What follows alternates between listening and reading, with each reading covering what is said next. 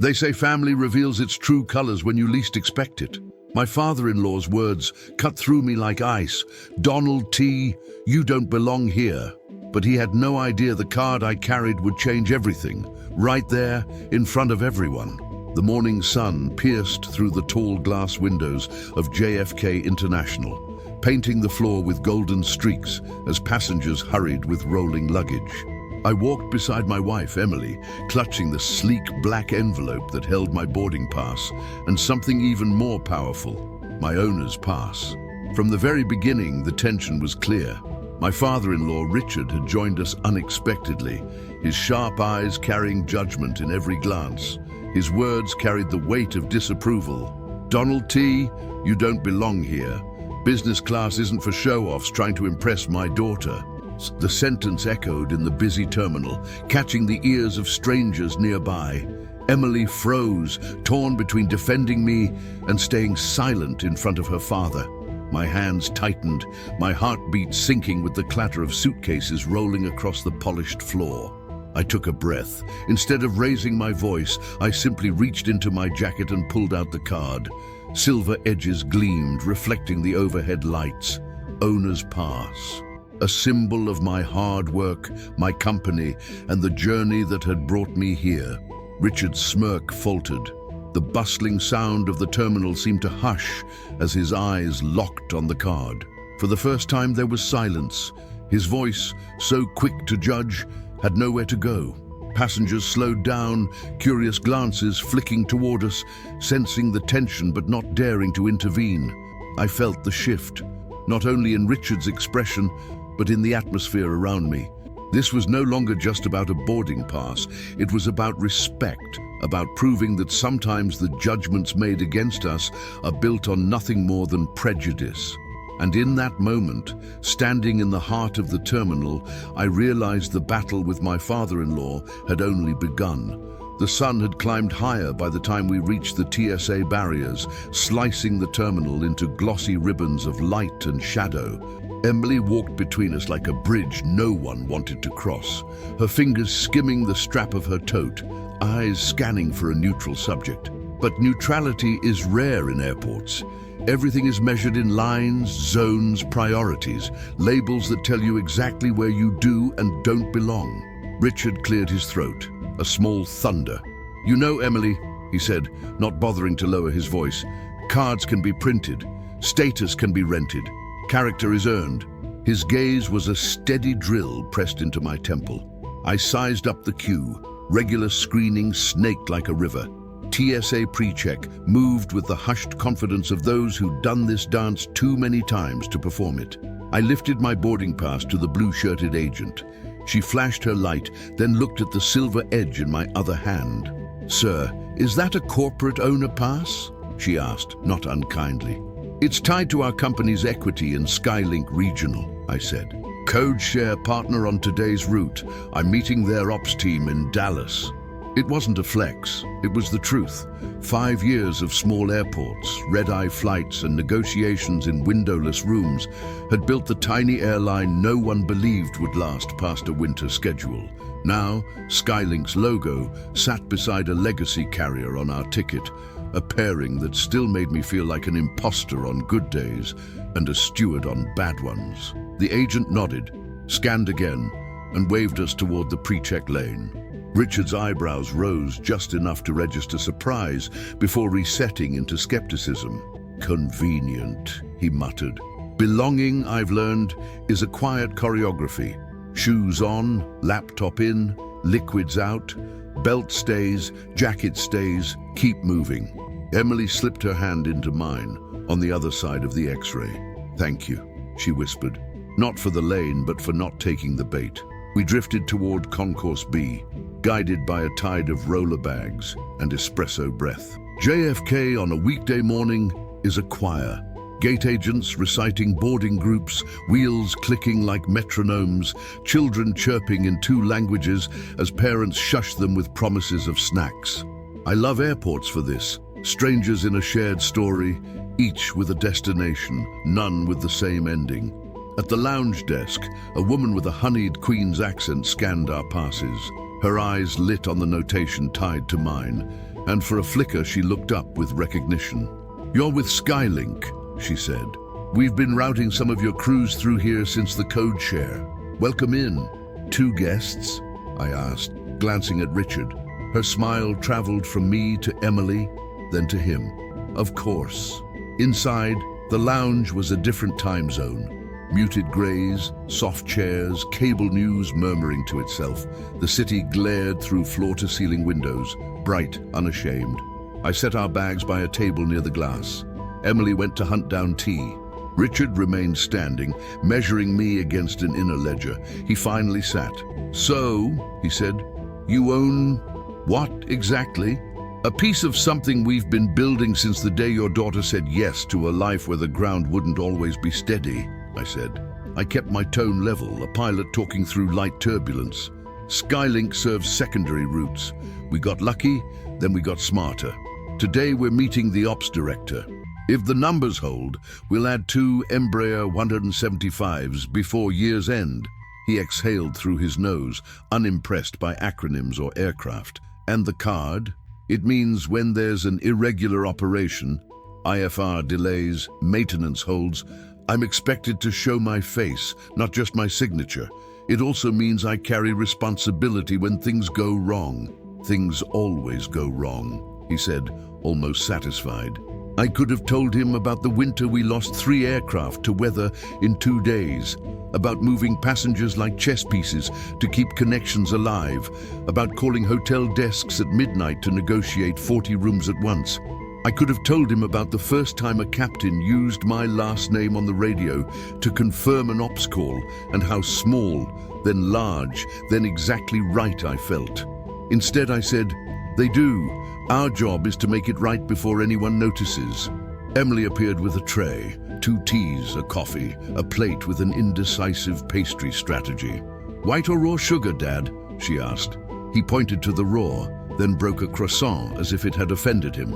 We ate, silent for a moment. The lounge TV ran B-roll of Manhattan traffic, the crawl talking about weather fronts over the Midwest. Dallas would be clear, windy. Good for landings if you trusted your crosswind technique. My phone buzzed. A message from Mia, our operations coordinator. Gate B17. "Crew early. Minor seat reassign. Full flight. Ops wants a quick hello at the podium." I typed back, "On my way. With guests." I turned to Emily. "Let's head to the gate a bit early. I need to check in with Ops." Richard dabbed his fingers with a napkin. "What does minor seat reassign mean, usually? A broken armrest or a family that needs to sit together. Sometimes a weight balance change if the load is lopsided." He frowned, a man irritated by variables. "And they listen to you?" "Sometimes they have to," I said. Then, because he would hear arrogance where I meant accountability, I added, "They listen to whoever's holding the responsibility when the door closes." We slipped back into the terminal, that familiar wind of conditioned air and anticipation pushing us toward the gate. B-17 bloomed into view. 2 agents at the podium, a mechanic conferring softly with a captain, a hum that already felt like boarding. Families clustered in semicircles. Business travelers triangulated outlets. A little girl pressed stickers to her suitcase. Mia waved. She was all efficiency. Braided hair, tablet in hand, the calm of someone who could count backward from 180 while a printer jammed. "Hey, boss," she said, then softened her tone when she saw Emily. "Hey, you." "Mia, my father-in-law, Richard," I said. "Sir?" She nodded. He appraised her the way he appraised me, as if trust were a resource he rationed stingily. "What's the reassign?" I asked. Mia angled the tablet. 2F's armrest is stuck halfway down. Not a safety issue, just a comfort one. We can swap the passenger to 3A if we bump a non-rev, or... She stopped, eyes flitting to the manifest.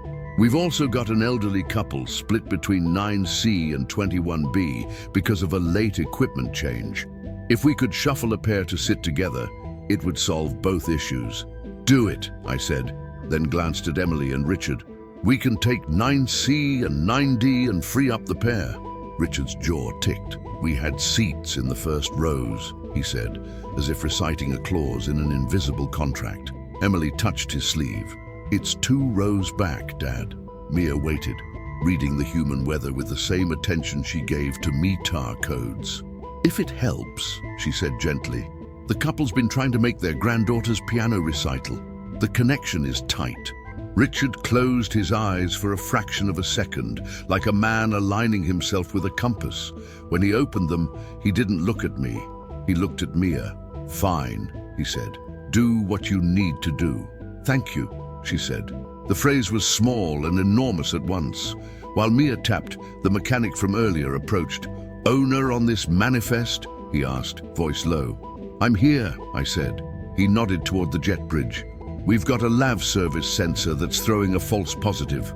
It's cleared, but Ops wanted you aware in case passengers ask about the short delay on pushback. Copy.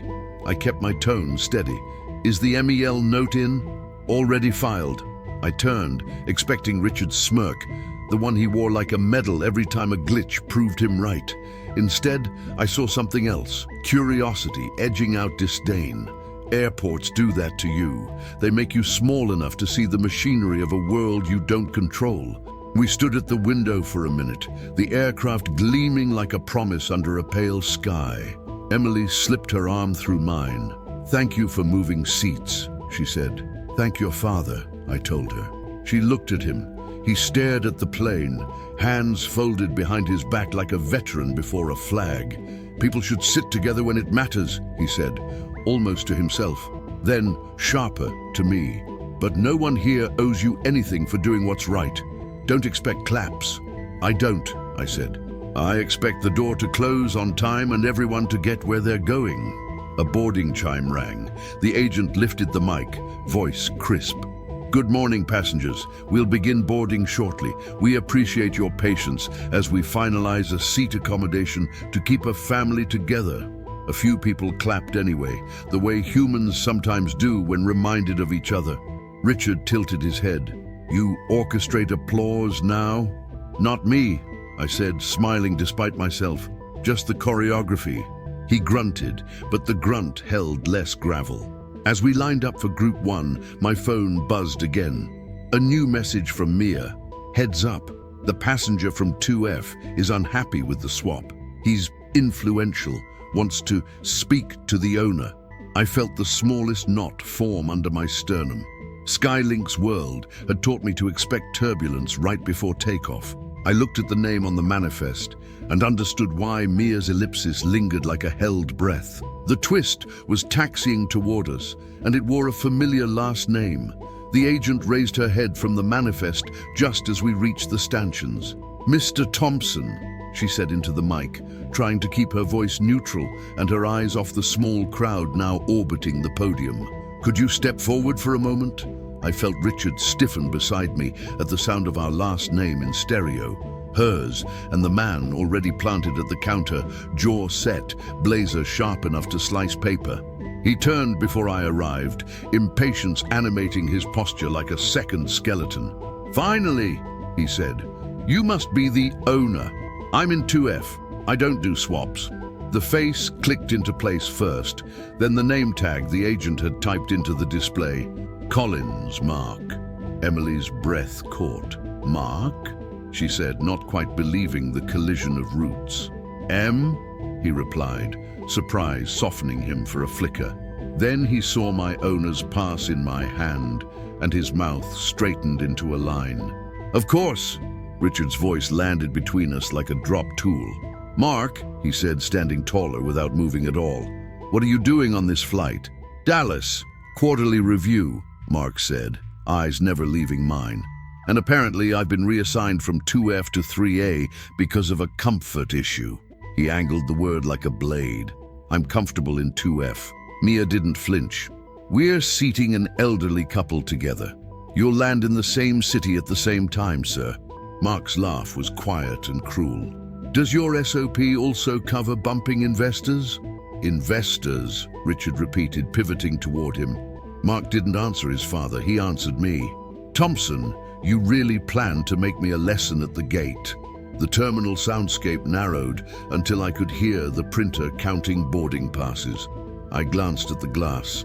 Our jet, patient and white, waiting for the human part of aviation to settle itself enough to fly. I could feel eyes hooking into the scene. Airports teach people to read microdramas at 30 feet. We're not making anyone a lesson, I said, keeping my cadence even.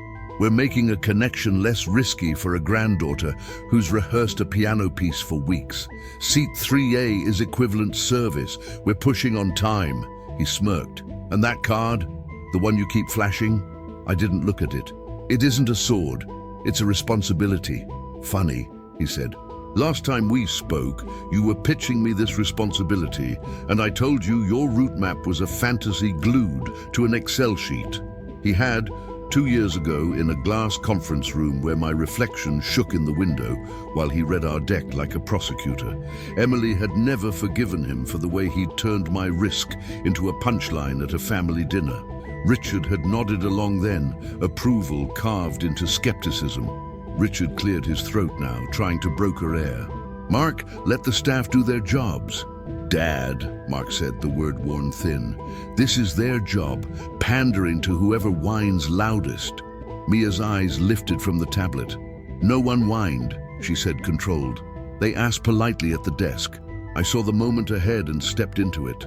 Take my seat, I told Mark. 2D. I'll go back to 9C with my family. Emily turned to me. Don, it's fine, I said. We still arrive together. Mark's gaze flickered, surprised I'd thrown the chip without theatrics. For a second, the game lost its rules. Richard looked at me as if he'd misheard. You'd give up a first-row seat to prove what? Mark asked. That we move people first, I said, and that our decisions aren't props. Mia handed the agent a new print. Reissued, she murmured. The agent slid the slip to Mark. He didn't take it. I'm not taking your gesture. I'm taking my original seat. That one's occupied by a stuck armrest and a couple who haven't had a trip together in 2 years, I said. You'll be just as comfortable here. I tapped 3A on the manifest gently, an X marking a path, not a kill. He leaned in, voice low enough to make the space intimate and hostile. You're building a toy airline, Thompson. Don't confuse decency theater with governance. Before Mia could intervene, another voice joined. Measured, amused, carrying the weight of someone who spends their life making chaos look like choreography. The captain, tall and unhurried, had stepped off the jet bridge. Good morning, he said. We're all on the same team until we're not, and that only happens at 30,000 feet. He looked at the agent. Status. Seat reassign and a sensor reset, noted, Captain, she said. We're 5 minutes from boarding. He turned to us. I've got crosswinds waiting in Dallas and a slot I'd prefer not to donate back to the FAA. If 3A is acceptable, we'll taxi on schedule. Silence pressed in. I could see Richard toggling. Pride, fear, habit, like a stack of switches.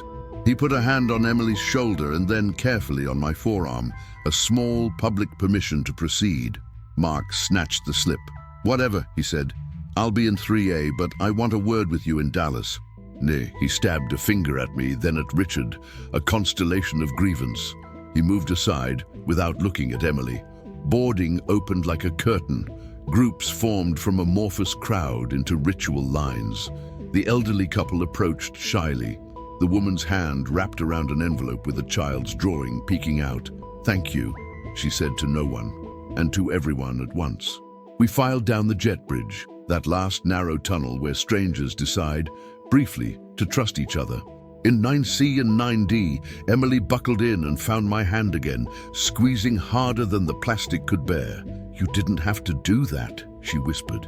I know, I said, but we needed the plane to move and your brother to stop being the story. She stared at the seatback, eyes bright, voice a whisper inside a hum.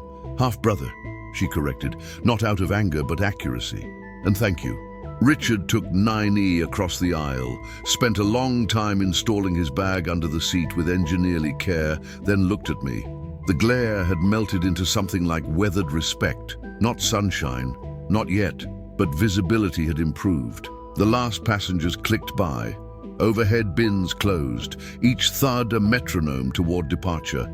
The captain's voice filled the cabin with that practiced calm that can cool a room. We pushed, we rolled, we turned. The wing flexed against a pale sky. At 10,000 feet, a chime freed laptops and murmurs. A flight attendant paused at our row. "You're Mr. Thompson?" she asked softly. I nodded. She smiled in the way pros do, grateful without becoming a scene. "The couple asked me to give you this." She slipped a folded note onto my tray and drifted away with the grace of someone balancing 100 unseen variables. I opened it. A crayon piano, a stick figure in a dress, hair like Ray's, hands on keys. Under it, a child's print. "Thank you for my duet, Grandpa." Emily read it and covered her mouth. Richard read it and stared out the window for such a long time I thought he'd chosen clouds over words for good. When he finally spoke, his voice had been sanded down. "Don!" He stopped, tried again. "Donald! You handled that like a captain." The compliment was bare, imperfect, and exactly enough. As the cabin settled into the soft domesticity of cruise, ice clinks, screens glow, the geography below stitched into patchwork, I felt my phone vibrate with a message from Mia, routed via onboard Wi-Fi. "Heads up, Dallas meeting moved to the lounge." Attendees updated. I scrolled the list and saw the last name again. The wheels kissed the runway at Dallas G. Fort Worth with a firm jolt, the kind that makes overhead bins tremble and passengers instinctively grab armrests. Applause didn't break out. This wasn't that kind of flight, but a ripple of relief moved through the cabin. We had landed on time, despite the tension that had simmered all the way from JFK. Emily exhaled as if she'd been holding her breath since boarding. Beside her, Richard adjusted his seatbelt, his gaze fixed straight ahead. His silence was louder than any comment. Across the aisle, Mark leaned into the window, pretending the view of asphalt and taxiway lights demanded his full attention. The flight attendant's voice filled the speakers. "Ladies and gentlemen, welcome to Dallas Fort Worth. The local time is 3:18 p.m. Please remain seated until the seatbelt sign is turned off." It felt like a truce wrapped in routine, but I knew the peace wouldn't last. The lounge invitation. At baggage claim, my phone buzzed again. Mia's message was concise. "Lounge B, executive room. Collins plus CFO confirmed." I slid the screen into my pocket. Emily caught my look. "Business?" "Yes," I said. "It's the meeting that was supposed to happen tomorrow. They moved it up." Her eyes searched mine. "And Mark? He'll be there." Richard frowned. "Collins? As in the Collins family?" "Yes," I answered. "His father holds a stake in Skylink. Small, but loud." Richard's lips tightened. He had spent decades in construction, a man who understood leverage not just in steel beams, but in people. "Loud stakes can tip projects," he muttered. Emily touched my arm. "Do you want me there?" "Not this time," I said softly. "This room needs fewer emotions, not more." Richard surprised me. "I'll come," he said. "You'll need someone who can smell when a deal's about to rot." For the first time since JFK, I almost smiled. The executive room. The lounge's executive room wasn't glamorous, but it had the sterile gravitas of leather chairs, water pitchers, and discreet service. At the far end, two men waited. Mark, tense as ever, and beside him his father, Charles Collins. Silver hair, crisp suit, and a presence that filled the room like uninvited thunder. "Donald," Charles said, rising. His handshake was deliberate, testing. "I've heard a lot about you, not all of it flattering." "Then you've heard a balanced version," I replied, meeting his eyes. Mark scoffed, already annoyed. "Dad, Sit, Mark," Charles said without looking at him. The order was sharp, practiced. Mark obeyed. Richard leaned on the back of a chair, posture casual, but I could feel the tension radiating off him. Father-in-law or not, he was measuring this man the way he measured a beam before a build. Charles folded his hands. "Your little airline has potential. Regional connectors always do, until winter, fuel spikes, or a single bad story buries them. I want to know if Skylink is a house of cards, or something worth my time." I kept my tone steady. "We've survived 3 winters already. expanded from 6 routes to 21. Our load factor last quarter was 82%. We're not a house of cards. We're scaffolding climbing higher. Mark leaned forward, eyes sharp. Numbers don't erase the chaos at JFK. I saw how you ran that gate. Improvised, emotional. That's not leadership, it's theater. I let him finish, then opened the folded note from the elderly couple's granddaughter, laying it on the table. The crayon piano glowed against the corporate leather. This isn't theater, I said. This is why passengers trust us, because we remember their people, not manifests. Charles studied the note longer than I expected. His eyes softened just slightly before he set it down. And profitability? Respect drives loyalty. Loyalty drives revenue, I said. You don't get one without the other. Richard cleared his throat. He's right, he said, surprising even me. I didn't believe it at first, but I watched him today. He made hard calls without flinching. That's not theater, that's steel. Mark looked at his father, frustrated. You're seriously considering this? Charles didn't answer immediately. He turned back to me. Dallas is watching. If you can keep planes flying and stories like this multiplying, maybe Skylink deserves more than noise. He rose, signaling the end. We'll talk again, without emotion, without pretense. I corrected gently. For a moment, his eyes met mine, and I saw not thunder, but calculation. The walk out. As we left the room, Richard placed a hand on my shoulder. You did well, he said quietly. Not just in there, back at JFK too. Emily, waiting outside, searched our faces. Well, we're not grounded, I said. But the winds are strong. Richard gave a grunt, approval, disguised as warning. And I realized something had shifted, not just in business, but in family. The man who once told me I didn't belong had just stood beside me in a room of power.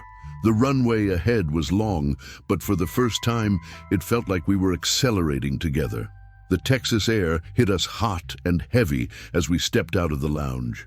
The terminal buzzed with its own kind of electricity, suit jackets tossed over shoulders, travelers dragging carry-ons like tired soldiers, announcements pulsing overhead. Emily linked her arm through mine, needing reassurance. Richard walked slightly ahead, his stride clipped, like a man still sorting through what he'd just witnessed. Mark lingered behind, phone pressed to his ear.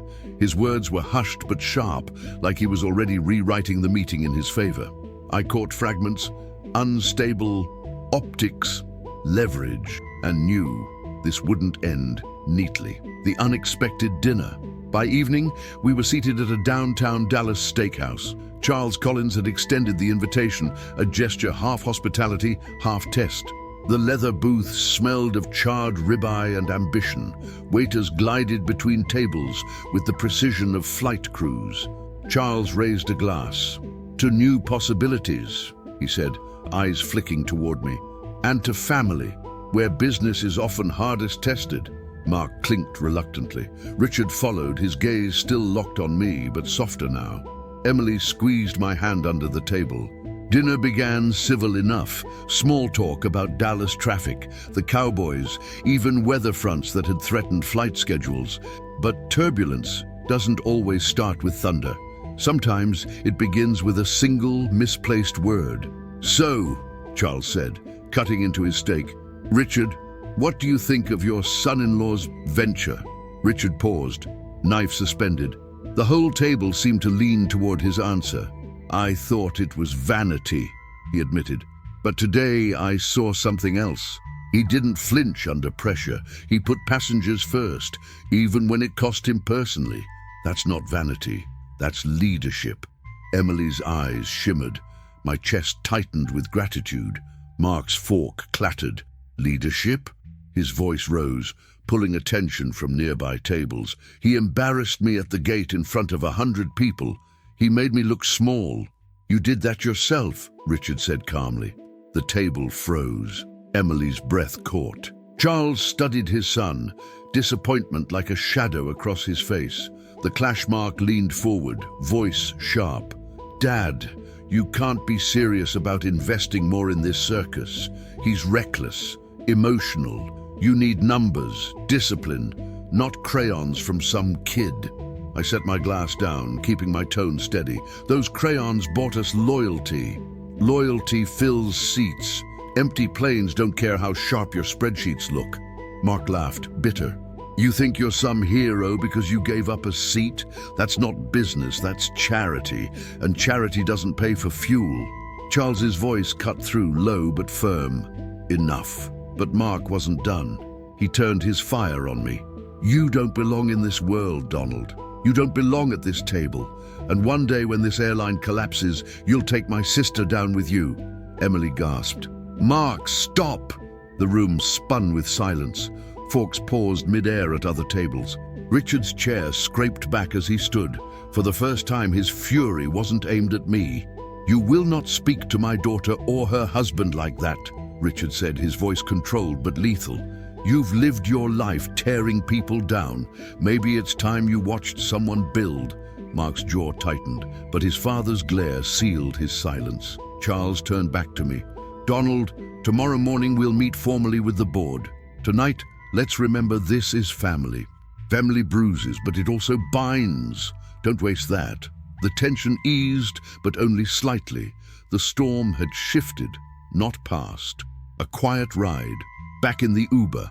Back to the hotel, the city lights streaked past like runway flares. Emily rested her head on my shoulder, whispering, I'm proud of you. Richard sat up front, silent, his silhouette framed by neon. But as we pulled up to the hotel, he finally spoke. Donald, I may never agree with how you do everything. But tonight you stood taller than my own blood. That counts. I swallowed hard. Respect is never given. It's earned in the hardest rooms, sometimes at the cost of peace. Morning in Dallas carried a different kind of turbulence. The quiet, invisible kind that hummed in hotel lobbies and corporate elevators. The boardroom on the 14th floor of the Skylink office was all glass and gravity. The city skyline stretching beyond like a runway without end. I arrived with Richard at my side. Emily had insisted on staying back. Last night's words from her brother had wounded her more than she wanted to admit. Still, she had whispered before I left, stand your ground. Don't let him write your story. Inside, the table was already full. Directors, analysts, and at the far end, Charles Collins, his silver hair catching the light. Next to him sat Mark, his jaw locked, papers stacked like ammunition. Gentlemen, Charles began, let's keep this efficient. We're here to assess Skylink's future, and by extension, Mr. Donald Thompson's ability to carry it. I nodded once, waiting. The numbers A director in glasses spoke first. Load factor, 82%. Expansion from 6 to 21 routes. Those are solid gains, but margins remain razor thin. Rising fuel costs could sink this overnight. Mark leaned in. Exactly. He runs it like a charity, swapping seats, prioritizing emotions. Airlines run on numbers, not feelings. I let him finish, then opened my folder. Charts, graphs, projections, the hard evidence that weeks of work had shaped. We've hedged fuel for the next 2 quarters. Partner agreements with 2 regional airports lock in landing fees. Passenger loyalty scores are climbing faster than our route map. People choose us not just for a flight, but for how we treat them when things go wrong. The director studied the papers. Impressive, but risky. Every runway is risky, I replied. The question is, do you trust the pilot? The attack mark couldn't hold back. Pilot, he's no pilot. He's a salesman with a lucky break. And let's not forget, he humiliated me in front of 100 passengers yesterday. That's not leadership. That's a liability. Murmurs spread around the table. Eyes flicked to Charles. He remained silent, letting the storm gather. I inhaled, then spoke. Not to Mark, but to the room. Yesterday wasn't about humiliation. It was about an elderly couple trying to see their granddaughter's recital. I gave up my own seat to make it happen. If that's weakness, then maybe we need more of it. Because empty seats don't talk, but passengers do, and their voices fill planes. Richard, seated behind me, broke his silence. I didn't believe in him at first, he said, surprising the room. But I watched him yesterday. He didn't flinch under fire. He didn't fold. My son-in-law carries responsibility the way a captain carries weather. He faces it. The room stilled. Richard's words landed heavier than numbers. The twist. Charles finally rose. His shadow cut across the table. Mark, you speak of numbers. Donald speaks of people. The truth is, we need both. But yesterday, while you argued over optics, Donald made a decision under pressure that turned potential chaos into loyalty. That's leadership. Mark's face burned. So you're choosing him over your own son? Charles's reply was cold steel. I'm choosing the future over ego. If you can't see that, you don't belong in this room. The boardroom fell silent. My pulse hammered. For the first time, Richard's hand squeezed my shoulder, not as challenge, but as support. Charles turned to me. Donald, the board is prepared to extend our partnership, conditional on one thing. You prove this model works at scale. We'll back you, but the next 6 months will decide everything. I nodded, steady. Challenge accepted. The audience call. As the meeting adjourned, I caught my reflection in the glass. Tired eyes, but a spine unbent. Richard walked beside me, no longer an adversary, but an unlikely ally. Family had clashed. Business had burned. But for the first time, respect had landed. What about you? Do you think business should ever mix with family, or is it a recipe for disaster? Drop your opinion in the comments. I want to hear your take. The flight back to New York shimmered against the horizon like a promise waiting to be tested. Emily sat beside me, her hand wrapped tightly around mine. Across the aisle, Richard adjusted his seatbelt, and for the first time since this journey began, offered a look that wasn't sharp with doubt. It was calm, even proud.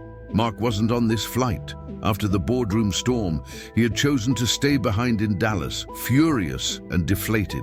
His absence was its own silence, one that gave Emily a sense of relief she hadn't felt in years. As the engines roared, I leaned back and closed my eyes. The past 2 days replayed like a film reel. The humiliation at JFK, the confrontation at the gate, the crayon note from a child, the clash in the steakhouse, the boardroom where family and business collided. Each scene had carved something out of me, something harder but also cleaner, in-flight reflection. At cruising altitude, Emily spoke softly. I was so scared, she confessed. Scared you'd lose the company, scared my father would never see you, really see you. I squeezed her hand. And now, she smiled faintly, now I think he respects you, even if he'll never admit it out loud. I glanced across the aisle. Richard was sipping coffee, eyes on the clouds, but I caught the smallest nod in my direction. It was all the admission I needed. The flight attendant passed by, offering drinks. When she reached our row, she leaned closer. Sir, the couple from yesterday, they made their connection. Their granddaughter played her recital. They wanted me to tell you, thank you again. My throat tightened. A simple message, yet heavier than any contract. Touchdown at home. When we landed at JFK, the terminal looked different. Not because the architecture had changed, but because my place in it had. I wasn't the man accused of not belonging anymore. I was someone who had weathered the turbulence and kept the course. As we collected our bags, Richard placed a hand on my shoulder. Donald, he said gruffly, you belong here, not because of a card, but because you proved it. Emily's eyes shone. For her, that single sentence was worth more than any business deal. The final lesson, standing at the curb, watching taxis glide by under the New York sky, I realized the story wasn't about seating charts or shareholders or even winning Richard's respect. It was about understanding that leadership isn't granted by a pass, a title, or even blood. It's proven in moments of choice, when you decide whether to put yourself first or to put others in their rightful place. The journey had cost me pride, comfort, and peace, but it gave me something deeper, validation, not from a card in my pocket, but from actions that could never be revoked. And in that, I finally landed, not just at JFK, but in the space where respect and belonging truly live.